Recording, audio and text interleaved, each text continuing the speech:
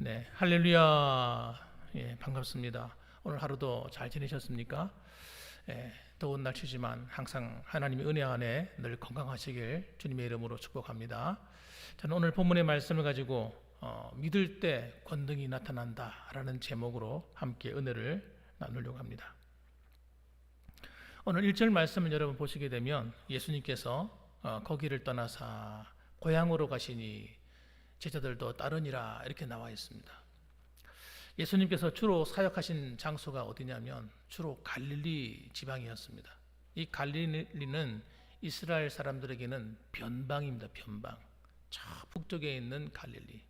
거기는 흑암이 앉은 곳이라고 그렇게 구약에는 예언을 해놓았어요.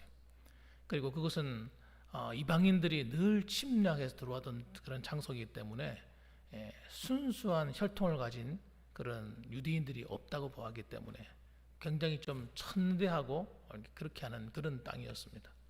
그런데 예수님은 예루살렘을 주 복음의 사역지로 삼은 것이 아니라 그 갈릴리를 중심으로 사역을 많이 하셨습니다.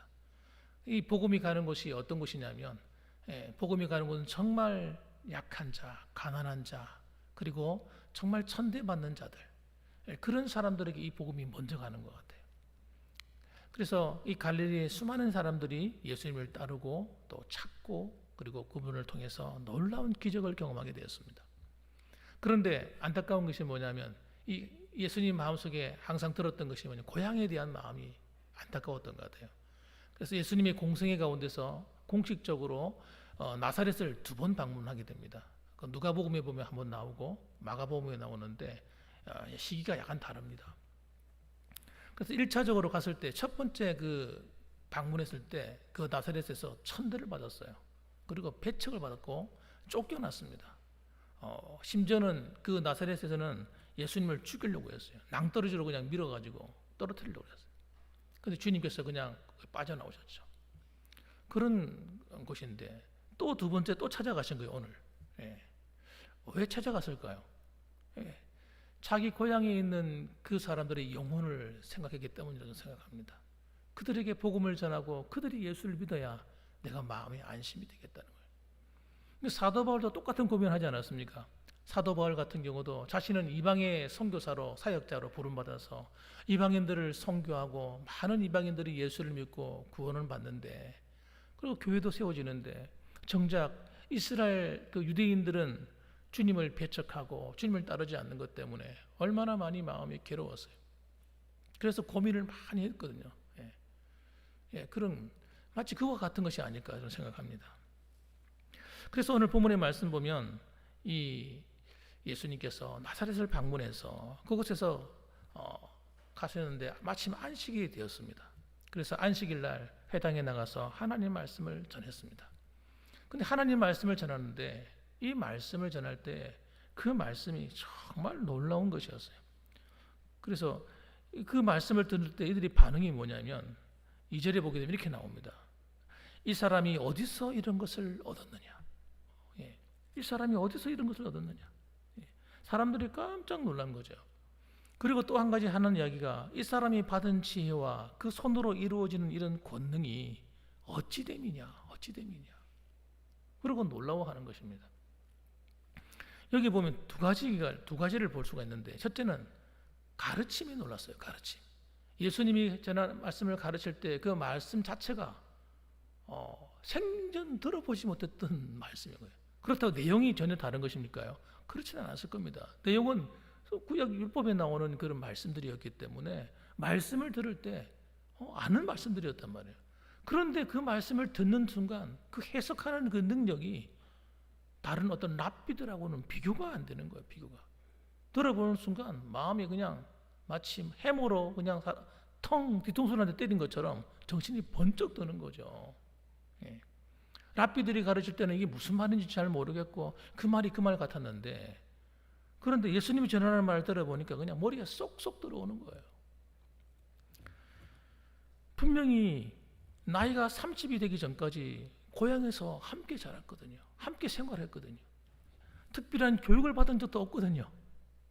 예수님은 특별한 교육을 받은 적도 없어요. 그런데 어디서 이런 지식이 나왔냐는 거예요. 혹시 이거 사이비 아닐까? 이 무슨 이런 놀라운 말씀이 다 있지? 사람들이 깜짝 놀란 거예요. 사실 여러분 가만히 생각해 보면 이미 예수님은 어린 시절부터 남달랐습니다. 그래서 예수님께서 한 번은 가족들하고 헤어진 적이 있어요. 예루살렘의 성전에 올라갔다가 헤어졌을 때에 예수님께서 그곳에 그대로 남아 있는지도 모르고 막 사람들이 많이 움직이는 바람에 그 어머니 마리아와 아버지 요셉이 아이를 두고 그냥 온 거예요. 길을 떠나가다 보니까 애가 안 보이는 거예요. 그래가지고 며칠을 걸려가지고 아이를 다시 만나게 됩니다. 그런데 그때 예수님의 모습은 거기 있는 제사장들이나 랍비들과 대화를 하는데 조금도 대화가 모자람이 없는 거예요. 서로 대화가 될 정도로 있는 거예요. 예, 서로 이야기를 나누는데 뭐 모자라지 않았다는 거예요. 그때부터 이미. 왜 그럴까요? 예수님이 단순한 인간의 몸을 입고 계시지만 그 안에 있는 그 영은 하나님의 영이거든요. 그러니까 아버지이신 하나님 아버지의 그 영이 아들의 영이 와서 들어앉아 있기 때문에 이미 그분은 다 알고 있는 거예요. 어릴 때부터. 표현을 안 해서 그런 것이죠. 그런데 그것을 드러내고 공식적인 공생애가 되었을 때 비로소 드러내셨단 말이에요. 그러니까 사람들이 깜짝 놀란 거예요. 예수님은 누구에게 가르침을 받아서 아는 것이 아니었던 것입니다. 또 한 가지는 예수님이 행하시는 권능에 놀랐습니다. 예수님이 행하시는 일은 사람으로서는 도대체 할 수 없는 일이거든요. 그래서 그분이 하시는 병을 고치는 사역도 보면 무슨 병이 나을 만한 병, 뭐가 좀 사람들이 병원에 가면 능히 고칠 수 있는 그런 병이 아니라 도무지 고칠 수 없는 그 불치의 환자들을 고치는 능력을 행하시기 때문에 사람들이 깜짝 놀라는 거죠. 그래서 도대체 이 능력이, 이 권능이 어디서 왔느냐, 너무너무 놀라는 거예요. 그런데 중요한 건 이겁니다. 그 나사렛에 살던 그 사람들은 깜짝 놀라긴 했어요. 권능에 놀라고 다 놀라고 그랬지만 그들에게는 어떤 변화가 없었습니까? 믿질 않는 겁니다. 하나님으로부터 온 것이라고 믿질 않는 거예요. 예수님이 하나님으로부터 온 능력을 행한다고 안 믿었단 말이에요. 왜 그랬을까요? 왜 그랬을까요? 질투하는 마음이 있었을까요? 여러분, 그래서 이 오늘 4절 말씀 보면 이렇게 얘기합니다. 예수께서 그들에게 이르시되 선지자가 자기 고향과 자기 친척과 자기 집 외에는 존경을 받지 못함이 없느니라, 이런 말씀을 합니다. 고향에서는 선지자들이 인정을 못 받았다는 거예요. 지금까지. 사람들이 왜 그렇게 되었을까? 오늘 그 내용을 잠시 살펴보겠습니다. 첫째는 예수님을 배척하는 이 고향 사람들의 모습을 가만히 좀 살펴보시기 바랍니다. 왜 어떻게 배척하고 있습니까? 3절 보면 이렇게 말합니다. 이 사람들이 마리아의 아들 목수가 아니냐. 예수님이 하시는 그 모습을 보고 뭐라고 얘기해요? 목수잖아, 목수. 그 나무 가지고 의자 만들고 책상 만들고 하던 그 목수 아니야? 이렇게 얘기를 하는 거예요. 선지자가 하나님으로부터 능력을 받아서 행하면 여러분, 하나님 말씀을 받아서 행할 때 그를 선지자로 대우해 줘야 되는데 구약 시대도 마찬가지였다는 거예요. 자기 동네에 그런 훌륭한 인물이 나면 환영하고 반가워해야 되는데 별로 좋아하지 않는 거예요. 내 대체 저 아는데 뭐 코 어릴 때부터 뛰어다니고 내 다 알아 하고 무시해 버리는 거예요. 야고보 동생 이름이 나옵니다. 야고보, 요셉, 유다와 시몬의 형제가 아니냐. 그리고 그 누이들이 우리와 함께 있지 않느냐. 그의 여동생들이 있지 않느냐 이거예요. 그러면서 무시하는 거예요. 참 이건 참 안 좋은 거죠. 안 좋은 거예요. 그리고 무시할 뿐만 아니라 어떻게 합니까? 예수님을 배척해 버립니다. 네가 뭐라고? 네가 뭐 안다고? 내가 네 어릴 때부터 다 잘하는 거 다 봤어. 벌거벗고 어릴 때만 뛰어다니고 노는 거 내가 다 알아. 그러고는 인정을 해주지 않는 겁니다. 이게 여러분 참 악한 거예요. 악한 거. 사실은 좋은 현상이 아니죠. 우리 안에 이런 훌륭한 인물이 나온다. 우리 동네에 그런 인물이 나온다 생각해 봅시다. 훌륭한 목사님 우리 동네에서 나왔어요. 그럼 좋은 일이잖아요. 저 집에 좀 처음에 자랄 때는 좀 이렇게 볼품이 없었는데, 제가 어떻게 저런 은혜를 받아서 사람이 이렇게 변화됐을까? 어떻게 이렇게 훌륭한 목사님이 되었을까? 얼마나 마음이 기뻐요. 훌륭한 인물이 나왔으니까. 그런데 여러분, 인간의 마음 속에는 어떤 마음이 있냐면 그런 마음이 있는 거예요. 별로 그걸 좋게 봐주지 않으려는 못된 마음이 있는 거예요. 약한 마음이죠. 만일에 그런 사람이 우리 집에서 나왔다면 그래도 기쁘면 좋겠는데, 내가 별로 예를 들어서 별로 좀 경쟁하는 관계에 있는 그런 집안에서 그런 사람이 나왔다. 그럼 어떻게 될까요? 무시하고 싶은 거죠. 또 나보다 좀 못한 집안이야. 우리 집안보다 훨씬 못한 집안인데 그런 사람이 나왔어. 그럼 어떻게 할까요? 또 무시하고 싶은 거죠. 우리보다 훨씬 못한 집안에서 인정하고 싶지 않은 거예요. 이런 인간적인 마음, 여러분, 이런 인간적인 마음이 육신에 속한 마음이에요. 이 육신에 속한 이 마음, 육신의 정욕과 소욕은 하나님을 기쁘시게 못합니다. 이건 불신앙이에요, 불신앙. 그래서 하나님이 이런 사람들을 미워하시는 거예요. 하나님이 안 기뻐해요. 이 이스라엘의 종교 지도자들이 마음속에 뭐가 들어있는 거예요? 그런 교만한 마음이 들어있는 거예요. 예. 선지자라고 어느 날 한 사람이 등장하더니 자기를 막 가르치는 거예요. 그리고 막 자기를 비판하는 거예요. 바리새인에 대해서 잘못됨을 막 지적하는 거예요. 와, 기분 나쁜 거예요. 기분 나쁜 거예요. 예?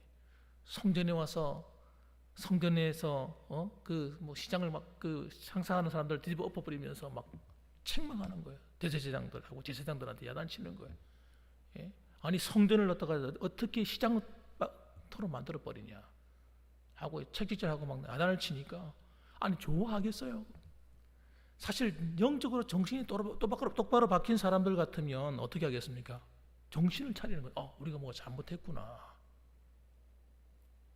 선지자가 아니 하나님의 아들 예수님이 이렇게 말씀하시는데 우리가 조심해. 이런 생각이 들어야 될 건데 그렇게 생각을 안 하는 거예요. 그게 여러분, 그래서 예수님을 배척하게 된 겁니다. 다른 게 아니에요. 굉장한 어떤 무슨 대의를 위해서 예수님을 배척한 것이 아니라 사실은 조그마한 인간적인 감정 때문에 된 거예요. 그게 육신에 속한 생각이고 육신에 속한 소욕이요, 육신적인 사고방식인 겁니다. 그러니 하나님께서 기뻐할 리가 있겠습니까? 결국 이 나사렛에서 그들의 모습은 하나님 볼 때는 불신앙자들에 불과한 거예요. 그들이 안다고 하는 것은 예수님의 겉모습만 알 뿐이에요. 예수님의 껍데기, 외모, 육신적인 어떤 지식, 그가 어떤 사람이었냐, 어릴 때 어떻게 살았느냐, 그것만 알 뿐이지 진짜 예수님을 모르는 거예요. 그래서 여러분, 진짜 우리는 믿음의 눈을 떠서 하나님을 바라볼 수 있는 그런 지혜를 가져야 됩니다. 그게 여러분 중요합니다. 자, 보세요. 두 번째로 보면 예수님을 믿을 때 우리에게 말씀하시는 중요한 게 있습니다. 이 믿음이 얼마나 중요하냐. 우리가 예수님을 믿습니다 할 때 이 믿음이 여러분 우리를 구원할 뿐만 아니라 우리의 삶에 하나님의 능력을 끌어당기는 그런 통로가 되게 만드는 그런 힘이 있어요. 5절 말씀 읽어보십니다. 5절 말씀 보면 이렇게 말씀합니다. 같이 한번 읽어볼까요? 같이 읽어봅니다. 시작. 거기서는 아무 권능도 행하실 수 없어 다만 소수의 병자에게 안수하여 고치실 뿐이었고, 그 다음에요, 읽어보세요. 그들이 믿지 않음을 이상이 어떻게 했다고요? 여기셨더라. 그렇게 말씀하고 있습니다. 오늘날 한국교회 안에 필요한 것은 저는 어느 때보다도 하나님의 말씀에 대한 믿음이라고 생각합니다. 믿음. 여러분, 우리가 마치 하나님을 정말 잘 믿는 것처럼 보이지만 사실은 진짜 하나님을 안 믿을 경우가 너무 많습니다. 믿는다고 생각할 뿐이지 진짜는 안 믿는 거예요. 가만히 내가 하는 말이나 행동을 살펴보세요. 진짜 하나님을 믿는지, 정말 그 하나님 말씀을 그대로 믿고 있는지. 그냥 믿는다는 생각을 갖고 있는 거지, 정말 믿으면 여러분, 믿는 사람은 그 믿음이 안에 딱 들어오게 되면 말하는 게 딱 틀려집니다. 말하는 게 믿음의 말을 합니다. 행동이 믿음의 행동을 해요. 그런데 안 믿고 지식으로 알기만 한 사람은요, 말하는 게 믿음의 말을 하지 않습니다. 믿음의 말이 나올 리가 없죠. 안 믿으니까. 그래서 안 믿기 때문에 불신앙의 말을 하도록 되어 있는 거예요. 어쩔 수 없는 거예요. 그래서 여러분, 저는 하나님 말씀을 정말 온전히 믿는 믿음이 정말 필요한 시대다. 저는 그렇게 생각합니다. 오히려. 왜냐하면 하나님께서 우리 가운데 하나님의 영광을 나타내시고 하나님의 놀라운 일을 하실 때에 우리의 무엇을 통해 일하는 줄 아세요? 우리의 지식을 통해서 일하는 게 아니라 우리의 믿음을 통해서 일하시기 때문에 그렇습니다. 정말 믿음이 있는 사람의 그 기도를 통해서 하나님의 일을 하시고요. 그 믿음을 가진 사람의 행위와 행동을 통해서 하나님이 그를 통해 영광을 나타내시는 것입니다. 여러분, 그런데 이것을 누가 잘 아느냐? 사탄이 너무나도 잘 아는 거예요. 이 사탄 마귀는요, 얼마나 교활하고 악한지 우리를 속이는데 전문가예요, 전문가. 그래서 마귀의 별명이 뭐예요? 예수님 뭐라고 말씀하셨어요? 마귀를 거짓의 압이다 이렇게 말했어요. 거짓말의 명수라는 겁니다. 우리로 하여금 신앙생활을 잘하고 있다고 착각하게 만드는 거예요. 속이는 거예요. 우리가 정말 하나님을 믿는다고 속이는 거예요. 속이는 거예요. 그래서 믿음의 역사를 속아버리는 사람은 믿음의 역사가 나타나지 않아요. 우리의 삶에 하나님의 놀라운 역사가 일어나지 않는단 말이에요. 그러면서도 정상적인 신앙생활을 하고 있다고 착각하는 거예요. 여러분, 이거 정말 얼마나 위험한 일이에요. 아니, 기도해도 믿음이 없이 하는 기도는 여러분, 그 믿음이 없는 기도는 하나님의 영광을 드러내지 못한다니까요. 우리가 봉사를 해도 믿음이 없는 봉사는요, 하나님께 올라가는 향기로운 제사가 되질 못해요. 우리가 예배를 드려도 믿음이 없는 예배는 헛것이라니까요, 헛것. 그런데 마귀는 마치 우리가 잘 정상적으로 예배를 드리고 정상적으로 믿음을 갖고 있다고 막 속이는 거 자꾸. 그래서 아무런 일도 일어나고 있지 않은데 정말 하나님이 함께 한다면 여러분 놀라운 삶이 될 수밖에 없는 거예요. 우리는 하나님의 영광이 나타날 수밖에 없는 거예요. 그런데 아무런 일도 일어나고 있지 않음에도 불구하고 하나님이 함께 한다고 자꾸 우기는 거예요. 우리가 잘 믿고 있다고 속이는 거예요, 마귀가. 여러분 보세요. 믿음이 얼마나 놀라운가 성경에는 이야기를 해줍니다. 히브리서 11장 믿음장에 딱 보게 되면 여러분, 믿음으로 이스라엘 백성들이 7일 동안 여리고를 도는데, 여러분 믿음으로 여리고를 도는데 어떤 일이 벌어집니까? 물리적인 현상이 능력이 나타나요. 그냥 생각 속에서 일어나는 사건이 아니라 물리적으로 삶 속에서 환경의 변화가 일어난단 말이에요. 어떻게 해요? 여리고 성이 무너져 버린다는 거예요. 하나님 말씀대로 순종해서 믿음대로 사니까 어떤 일이 벌어져요? 기적이 일어나는 게 정상이라니까요. 믿음으로 12의 혈병 걸린 여자가 예수님의 옷자락만 만져도 낫겠다는 이 믿음으로 가지고 예수님의 옷자락을 만지는 그 순간 다른 수많은 사람들이 지나다니면서 예수님 옷을 스치고 지나갔지만 아무런 능력이 일어나지 않았는데 그 여인이 옷자락을 만지는 순간 예수님으로부터 치료의 능력이 흘러나와 버렸단 말이에요. 이게 믿음의 역사거든요. 믿음의 역사. 그래서 갈라디아 3장 9절 말씀 보면요, 복을 받는 것도 이렇게 얘기합니다. 그러므로 믿음으로 말미암은 자는 믿음이 있는 아브라함과 함께 복을 받느니라. 여러분, 믿음의 역사는 여러분 하나님의 그 믿음의 복을 끌어당기는 거예요. 그래서 우리는 그 은혜를 누리고 살게 되는 겁니다. 그래서 이 믿음이 확 들어찬 사람은 환경을 바라보는 모든 눈 자체가 다릅니다. 여호수아와 갈렙 한번 보세요. 10명의 정탐꾼들은 뭐라고 얘기합니까? 우리는 다 죽었다는 거예요. 다 죽었다는 거예요. 저 땅을 가본 우리가 정탐해 보니까 거기는 거인족들이 살고 있고 우리는 그들과 싸워서는 이거는 도저히 안 된다. 우리는 다 죽었다 이제. 그러면서 두려워 떨고 울부짖었다는 거예요. 그런 밤새도록 그 말을 듣고요. 여러분 불신앙은요 전염돼요. 전염. 그래서 그 말을 듣는 순간, 그 불신앙의 말을 듣는 순간 온 이스라엘 백성들이 그 말을 듣고요 같이 불신앙에 빠져버렸어요. 지금까지 하나님이 기적으로 광야에서 하늘에서 내려오는 기적의 음식을 먹고 살았고, 여러분 기적의 물을 마시며 살았고, 여러분 기적적인 그 광야의 고기를 어떻게 먹습니까?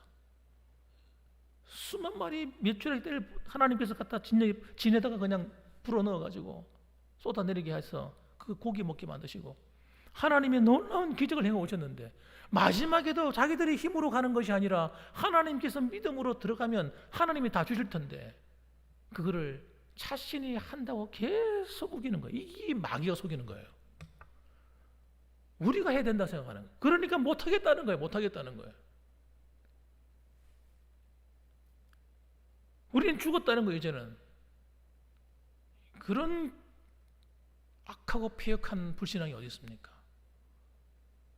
지금까지 하나님의 은혜로 살아왔는데 언제부터 자기 힘으로 살았습니까? 그러니까 여러분, 모든 게 불신앙으로 보기 때문에 이것도 안 되고 저것도 안 되고 아무것도 아닌 거예요. 그런데 여호수아와 갈렙은 뭐라고 말합니까? 저들은 우리의 밥이라는 거예요. 하나님이 우리를 위하시면 아무리 거인족이라도 저 커다란 여리고성이라도 우리의 밥이라는 거예요. 이게 믿음이 사람의 말입니다. 말. 우리가 살아가면서 정말 내가 예수님을 믿으면 여러분, 우리가 환경의 노예가 안 됩니다. 환경의 노예가 되는 이유는 우리가 믿음이 꺾여서 그런 거예요. 믿음이 꺾여버리면 여러분, 환경의 노예가 돼버려요. 그래서 우리는 여러분, 이 믿음을 날마다 새롭게 해야 됩니다. 따라합시다. 믿음을 날마다 새롭게 하자. 믿음을 날마다 새롭게 해야 돼요. 왜? 못된 마귀가 찾아와가지고 우리 믿음을 자꾸 꺾어놓으니까. 우리 믿음을 꺾어놔. 그러면 우리는 여러분, 세상 사람과 똑같아져 버린다니까요. 하나님의 백성과 세상 사람과 차별이 없는 똑같은 거예요. 그거 뭐 어디 쓰겠습니까? 하나님이 그 사람을 통해 무슨 일을 영광을 나타낼 수 있겠습니까? 믿어야 되는 거예요. 그래서 히브리서 11장 33절 말씀 보면 이렇게 나옵니다. 그들은 믿음으로 나라들을 이기기도 하며. 여러분, 믿음으로 나라를 이긴대요. 전쟁에서 이긴다는 거예요. 믿음으로 의를 행하기도 하며 약속을 받기도 한대요. 믿음으로 하나님의 약속을 받는데요. 아무나 그냥 주는 게 아니라 약속을. 사자들의 입을 막기도 한대요. 믿음으로. 누가 그랬으면 다니엘. 불의 세력을 멸하기도 하며 칼날을 피하기도 하며 연약한 가운데서도 강하게 되기도 하며 전쟁에 용감하게 되어 이방 사람들의 진을 물리치기도 하며.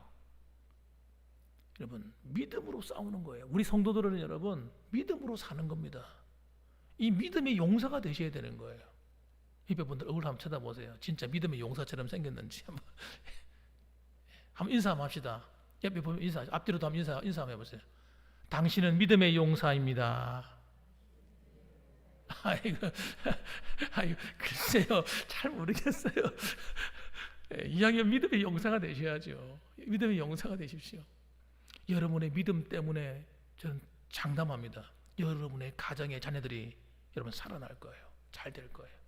여러분의 그 믿음 때문에 여러분 교회가 살아나고요. 여러분의 믿음 때문에 나라가 살아나고요.